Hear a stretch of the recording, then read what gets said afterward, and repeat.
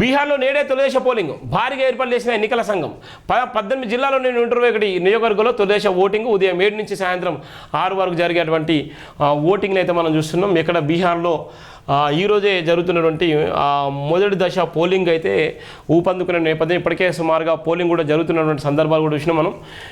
ఎట్లుందంటే అక్కడ బీహార్లో కత్తిమీన సాంలాగా ఉన్నటువంటి నేపథ్యం ఉంది. ఒక పక్కన బీజేపీ ఎన్ని ప్రయత్నాలు చేసినప్పటికీ బీజేపీ వైపు జనం మొగ్గు చూపేటువంటి పరిస్థితి లేదు. అక్కడ బీజేపీకి సంబంధించి ఏదైతే కాంగ్రెస్ ఉందో కాంగ్రెస్ వైపే జనమంతా అక్కడ మొగ్గు చూపే నేపథ్యం ఉంది. కాంగ్రెస్ అక్కడ గెలిచేటువంటి అవకాశాలు కూడా మెండుగా ఉన్నటువంటి నేపథ్యం ఉంది. రాహుల్ గాంధీ చేసినటువంటి విశ్వ ప్రయత్నము భారతదేశంలో ఓటు చోరీ అనేటువంటి నేపథ్యంలో ఓటు చోరీకి సంబంధించినటువంటి ఆ నేపథ్యంలో చాలామందికి భారతదేశంలో ఉన్నటువంటి 140 కోట్ల మంది భారతీయులు కూడా ఆలోచించుకునేటువంటి పరిస్థితి ఏర్పడింది.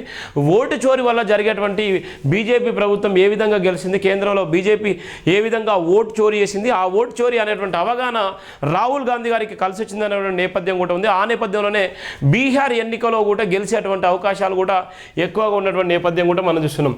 బీహార్లో నేడే తొలిదశ పోలింగ్ భారీగా ఏర్పాటు చేసిన ఎన్నికల సంఘం 18 జిల్లాలోని 121 నియోజకవర్గంలో తొలిదశ ఓటింగ్ ఉదయం 7 నుంచి సాయంత్రం 6 వరకు పోలింగ్. బీహార్ అసెంబ్లీ ఎన్నికల సమరం కీలక ఘట్టానికి చేరుకు నేటి తొలి విడత పోలింగ్కు ఈసీ పక్కగా ఏర్పాటు చేసింది. ఎన్నికల సిబ్బంది తమ సరజాంతో కేటాయించిన పోలింగ్ కేంద్రాలకు ప్రత్యేక వాహనాలు చేరుకున్నారు. 2 విడతల్లో పోలింగ్లో భాగంగా తొలి విడత పోలింగ్ 18 జిల్లాలోని 121 నియోజకవర్గంలో గురువారం జరగనుంది. ఉదయం 7 గంటలకు పోలింగ్ ప్రారంభమై సాయంత్రం 6 గంటలకు ముగుస్తుంది. కొన్ని నక్సల్ ప్రభావిత ప్రాంతాల్లో మాత్రం ముందస్తు జాగ్రత్తగా సాయంత్రం 5 గంటలకే పోలింగ్ ముగుస్తుంది. తొలి విడత పోలింగ్ జరుగుతున్న నియోజకవర్గంలో అందరి దృష్టి ప్రధానంగా వైశాలి జిల్లాలోని రఘోపూర్ అసెంబ్లీ నియోజకవర్గంపై ఉంది. అక్కడి నుంచి ఆర్జేడీ నుంచి పహగార్ బంధన్ ముఖ్యమంత్రి అభ్యర్థి తేజస్వి యాదవ్ పోటీ చేస్తున్నారు.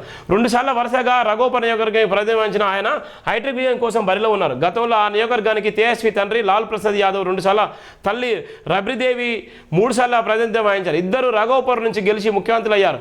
మహోవా నియోజకవర్గం కూడా అందరినీ దృష్టిని ఆకర్షించింది.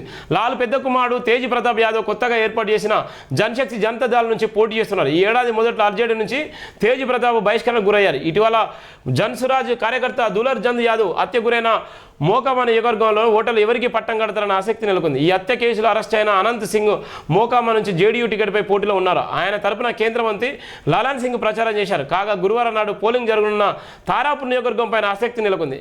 ఇక్కడే నుంచి ఉప ముఖ్యమంత్రి రాష్ట్ర బీజేపీ మాజీ అధ్యక్షులు సామ్రాట్ చౌదరి పోటీలో ఉన్నారు. గురువారం నాడు పోలింగ్ జరగనున్న తొలి విడత ఎన్నికలో 1314 మంది అభ్యర్థులు తమ అదృష్టం పరీక్షించుకున్నారు. 3.75 కోట్ల మంది ఓటర్లు తమ ఓటు హక్కును వినియోగించుకున్నారు. 50,000కు పైగా పోలింగ్ స్టేషన్లో ఎన్నికల సంఘం ఏర్పాటు చేసింది. మహిళల కోసం 1000 పైగా ప్రత్యేక బూతులు ఏర్పాటు చేసింది. ఓటర్ ఐడి కార్డు లేకపోతే Aadhaar, PAN, pension card, driving licence వంటి 11 పత్రాలు ఉపయోగించుకునే అవకాశం కేంద్ర ఎన్నికల సంఘం కల్పించింది. భద్రత కోసం పోలీసులు కేంద్ర బలగాలతో కలిపి 50,000 మందిని మోహరించింది. డ్రోన్లు, సీసీటీవీలు పర్యవేక్షణలో పోలింగ్ నిర్వహణకు ఏర్పాటు జరిగాయి. అసెంబ్లీ ఎన్నికల పోరు ప్రధానంగా ఇండియా కూటమి మధ్యాహ్నం ఉంటుందని అంచనా ఉండగా ప్రశాంత్ కిషోర్ జన్సురాజ్ పార్టీ కూడా అన్ని స్థానాల్లో పోటీ దిగింది. ఎన్నికల ప్రచారంలో భాగంగా ప్రధానమంత్రి నరేంద్ర మోదీ 8 సభల్లో పాల్గొనగా రాహుల్ 14 సభల్లో, నితీష్ 41 సభల్లో, తేజస్వి అత్యధికంగా 96 సభల్లో పాల్గొన్నారు. 2వ విడత పోలింగ్ 122 నియోజకవర్గంలో నవంబర్ 11 జరగనుంది. నవంబర్ 14లో ఫలితాలు వెలువడే నేపథ్యం కూడా మనం చూస్తున్నాం. ఏ అయితే ఉందో ఇవన్నీ కూడా ప్రధానమైనటువంటి నేపథ్యం జయబింద్ర పత్రికలో ఉన్నటువంటి ప్రధానమైనటువంటి వార్తలు. అలానే